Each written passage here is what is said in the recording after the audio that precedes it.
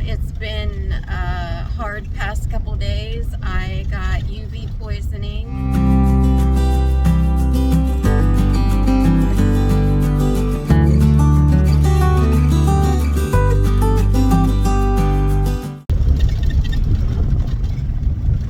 It's been a hard past couple days. I got UV poisoning after my day at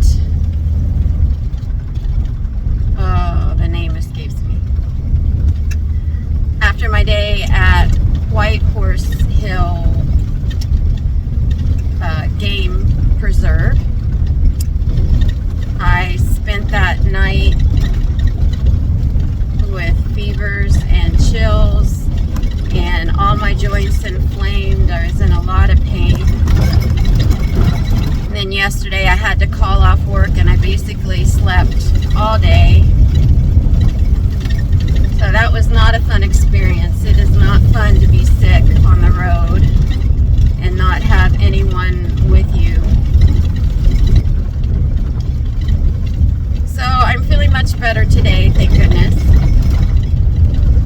And still a little tired and sore, but feeling good enough to work the day and feeling very relieved it's over. So let's see what the day holds. Just a glorious morning this morning. I just was overcome. I'm working, so I'm just taking a quick break so I can capture it. I am working with my view being the prairie grasses and Fort Buford trading post, and the wind is just making this wonderful sound in the leaves, and there's bird song, and every once in a while I can hear prairie dogs. It's just wonderful.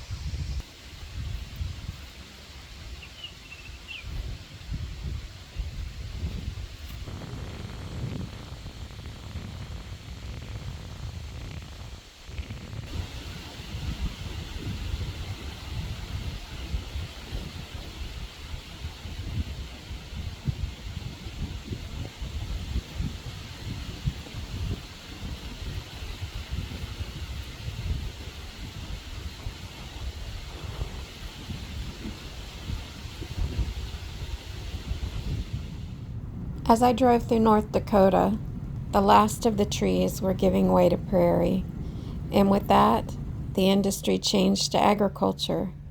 Each town was flanked with grain silos, and through it all weaved the trains. The trains seemed to loom larger than life and ran almost non-stop as they followed me through the North Dakota countryside. North Dakota Route 2 led us to Minot, specifically to the Scandinavian Heritage Park. This was an unexpected treat, so well done and clearly much treasured by the community. I could almost forget I was in North Dakota as I walked through the firs to that first little cabin. This is called the Sigdal House, and it is 230 years old. It was brought here from Sigdal, Norway. The house was dismantled, each log numbered. Even the old moss, which was used to seal in between the logs, was saved, along with the rocks that formed the fireplace. The entire house was packed into a container and shipped to Minot, then reassembled by a Norwegian crew. The decorations on the doors inside the house were painted around 1800 and were restored prior to the house coming to America.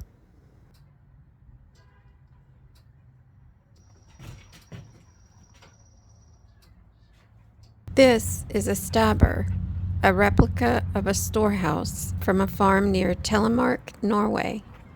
The original was built around 1775, and this replica was constructed in Norway, disassembled, and shipped to Minot, where it was reconstructed in 1990. According to folklore, each farmstead had a Christmas gnome living in their stabber.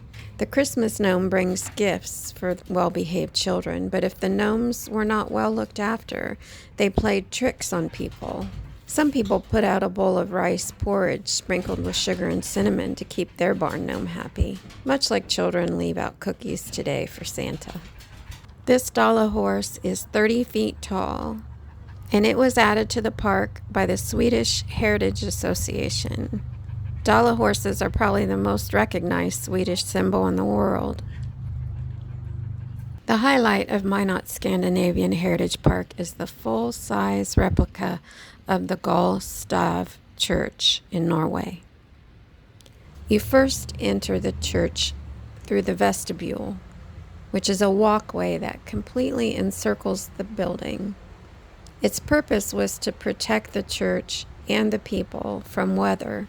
It was a place for people to gather before and after the service, and also people left their weapons there before entering the sanctuary.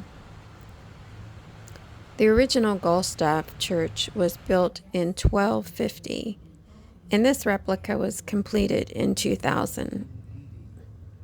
It's estimated that in the year 1300 there were over 1,000 stav churches in Norway.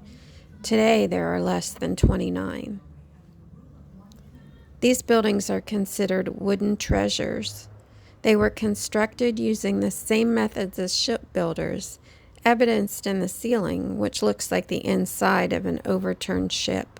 The structure of the building was dovetailed, pegged, wedged, but never nailed. This made the structure flexible so it could adjust to the freeze and thaw of extreme weather. Each of the large four-corner posts of the building were decorated with a face that represented one of the four Gospels. The faces, to me, are very reminiscent of ancient Celtic art. The Minot community actively uses this building for baptisms, weddings, and other special events. I found the setting extremely peaceful and meaningful, and I really enjoyed sitting within those walls for an afternoon rest. Around the whole church is the vestibule. Its purpose is to protect the building from weather. Next door to the park is the Free Scandinavian Heritage Museum. The museum houses an extensive collection of items that were donated by the descendants of the Scandinavian settlers who came to the Minot area. This is an example of that same Celtic head that we saw carved into the church's four posts. There were beautiful examples of patterned knitting. The story behind this bowl was amazing. This was brought with the original settlers from their home country and was used each Christmas for punch. The little ducks floated in the bowl and were used as ladles. I just couldn't believe the outstanding condition of the painting and the bowl after all those years. It must have been quite a family treasure.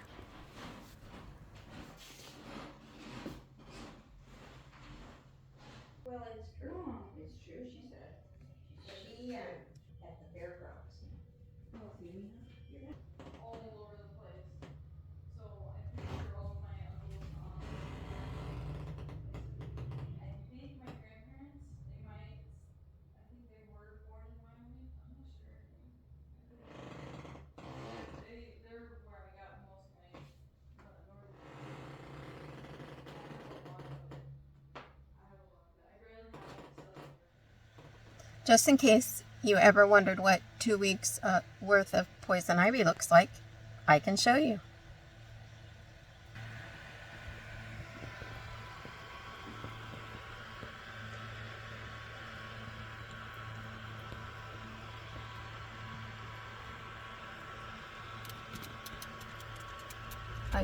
I just stopped at this gas station in Trenton, North Dakota. Wanted to pick up some ice, and there was the coolest family in there that owned the station.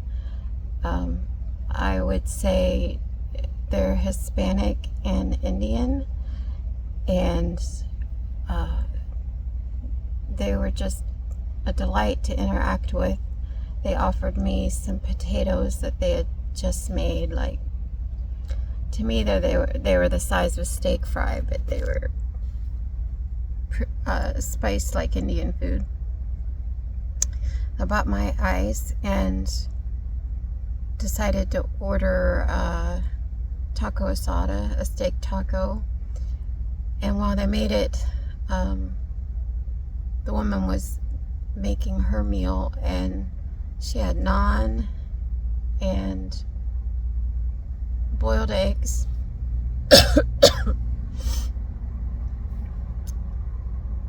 She cut her boiled eggs in half lengthwise and put butter, maybe it was ghee, I couldn't tell, on the naan, and then her half eggs, and sprinkled pepper and pink salt, and then wrapped the naan around them. And where I come from, there aren't very many ethnicities, so it's just fascinating to watch what she was eating and fixing that, and it's just a delightful start to a day. Here's my taco.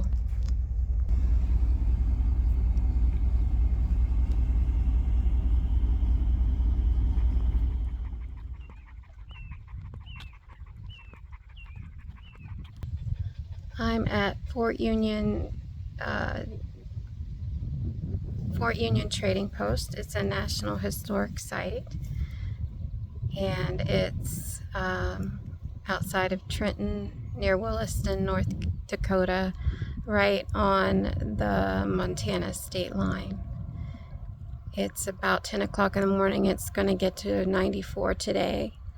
So shortly we're going to go find a shady spot and open all the doors so that we can stay comfortable. But very interesting site, and looking forward to sharing it with you.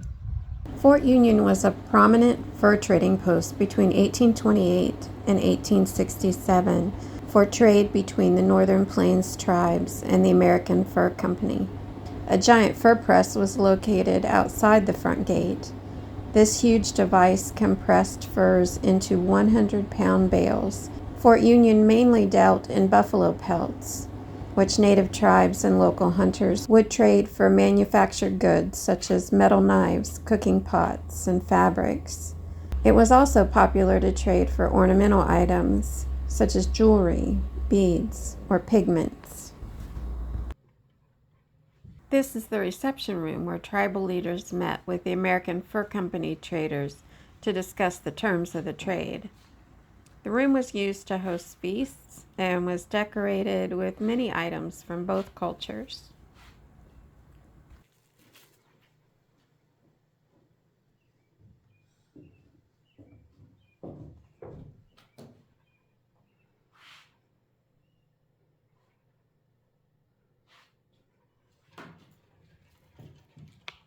The clerk's office was where clerks tracked the paperwork involved in running the fort, including trade good inventories, expenses, and accounts. The room was occasionally used as a meeting place between the bourgeois and important American Indian chiefs and their delegations.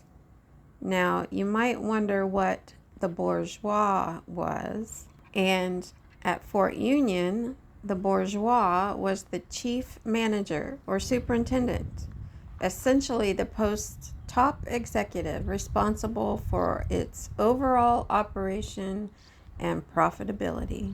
And it was a pretty cushy job because the bourgeois got the bourgeois house.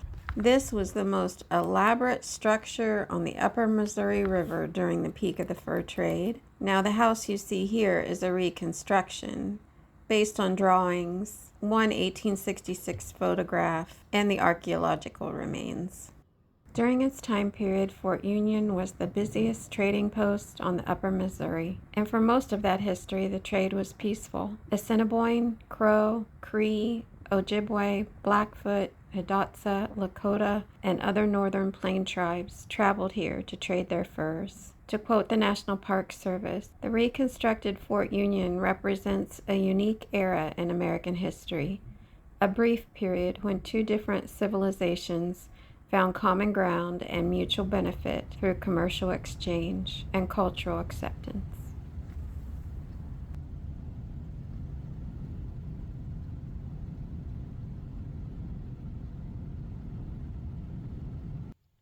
If you're enjoying this trip across country with us, I hope you'll join us.